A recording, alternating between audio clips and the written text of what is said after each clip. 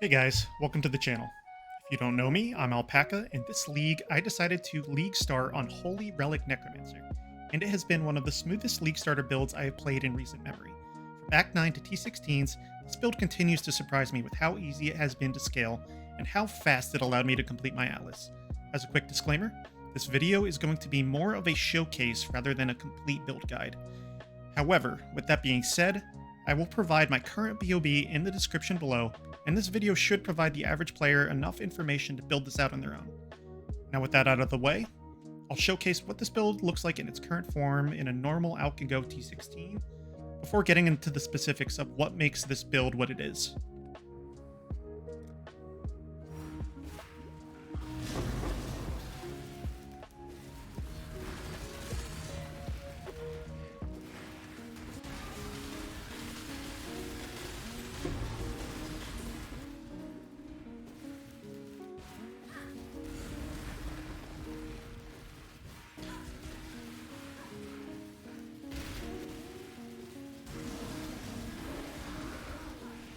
When I'm ready and not before. I need more ammo.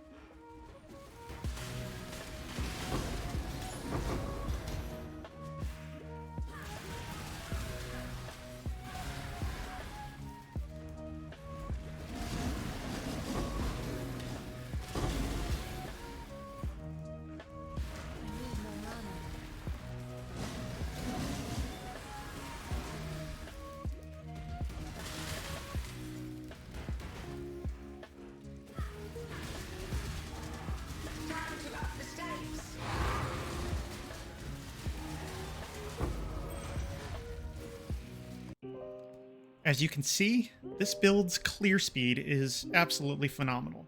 However, let's go back a little bit further to when we logged in on the beach of day one, as soon as the league started. I decided to go with Popcorn SRS because it's just the easiest thing to transition out of into something like this, and it just blows away the campaign early on. Around Act 9 is where I was able to acquire both Holy Relic of Conviction and Jeffrey's Crest, and the combination of these two items really just propelled me all the way to yellow maps on their own. You really don't need anything else. Now, Holy Relic as a skill.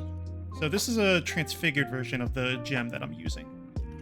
The normal skill, AoE occurs around the relic itself, but with Holy Relic of Conviction, it's actually ranged. So if you're hitting an enemy far away, the AoE occurs around the enemy rather than the Holy Relic itself. This allows you to use range skills and just absolutely blow up packs off screen. Truly amazing. This gem's a 10 out of 10. As it goes for mandatory uniques along with this, you're really looking at Jeffrey's Crest. This is #1 mandatory. It is basically 50% more damage on the skill itself, because by default you have 2 relics. This allows you to get a 3rd. And really not worth playing without it. And then the only other unique that I'd really say you need, just because of how much damage it provides, is the Covenant. The level 29 added chaos damage is more than even an awakened chaos damage support can provide you, and it's innate to the body armor itself. Other than that, my gear is pretty garbage. I mean, I've had this shield since probably Act 6 or 7. Still haven't replaced it. Let's get into the passives a little bit. So I just went with a pretty generic minion tree, where you just go to the Spectre nodes. Pretty much just generic minion nodes. I have a very, very mediocre cluster jewel here.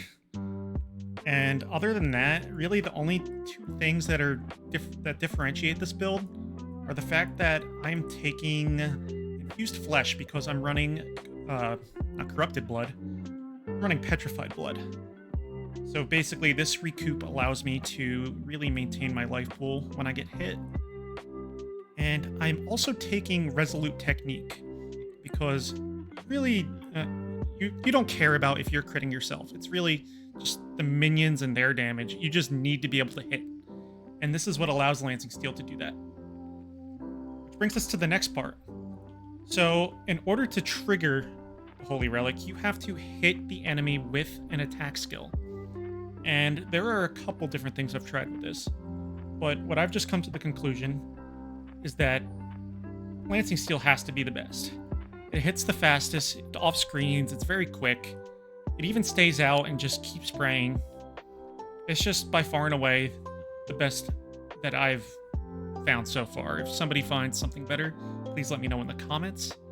But Lancing Steel of spraying, just so many projectiles, so many triggers. It's awesome. And I guess that brings us into our next section. I've decided to go with a sword just so I can use Lancing Steel of spraying. However, you could go with a well-crafted wand. As you can see, I have a minion wand here that's crafted pretty well. We missed minion damage on the prefix, but other than that, and we filled the suffixes, so we can't do a trigger craft on it. But with this, I was actually trying to use, if I could find it here, Kinetic Bolt of Fragmentation with returning projectile support. However, I still did not feel that this was triggering nearly as much as I could with Lancing Steel. In the top end, you might be able to get more out of the wand and Kinetic Bolt of Fragmentation, but for where I am at right now, I feel like missing out on those triggers is an extreme DPS loss, even if in PoB it says it's a gain. And as you can see here, let me just hover over all my items quick so you can see what I'm using, even though this will also be in PoB. Early on, I went with Severed in Sleep. It has minions have a 60% chance to inflict Withered on hit, which is a very good multiplier for this build, and it has level 25 Envy, which also very, very good for this build. And yeah, that's pretty much it for where I'm at currently. So let's look to the future. I was actually looking to replace this with United in Dream, which is the upgraded version of Severed in Sleep. And I think that's probably where I'm going to go next. And basically, rather than going with a minion shield, I'm probably going to swap to actually, what's it called? Aegis Aurora. And then I will take a large Thread of Hope, throw it here, so I can grab Glancing Blows, and that will just really help me with my mitigation while mapping. Because right now, moving into juiced mapping and trying to move towards Uber content, my build is a little on the squishy side. You have the Leech, you have Petrified Blood with the 30% quality from Ashes of the Stars that I have, but it's still not enough, and I do need the mitigation from that block. And yeah, and pretty much everything else can just be rare. Only thing that I probably won't replace is this ring, which has Curse Enemies with Despair on hit, which is a very nice, again, multiplier for the build. And yeah. Also, one more unique that is optional with this build. Asenath's Gentle Touch makes clearing early on very, very good. Like, I mean, you just hit right-click once, pack is blown up, explosions are cool, everyone loves explosions, corpses exploding. What's there to not like? And really, one other upgrade that I'm gonna need, but this is gonna be a bit long-term, is I actually need to get a Holy Relic with a quality at a minimum of 22%. Because if you're unaware of how breakpoints work in this game, these minions trigger every 0.3 seconds.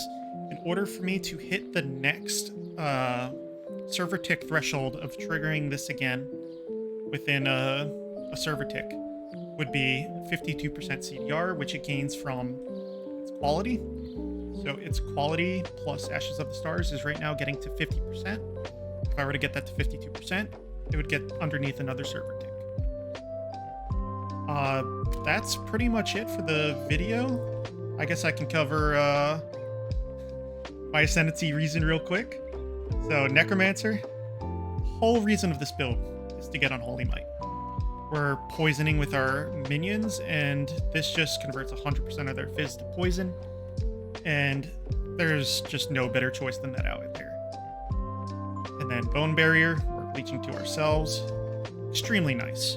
Extra fizz damage reduction, which is also the reason we're running Petrified Blood, because of that leech.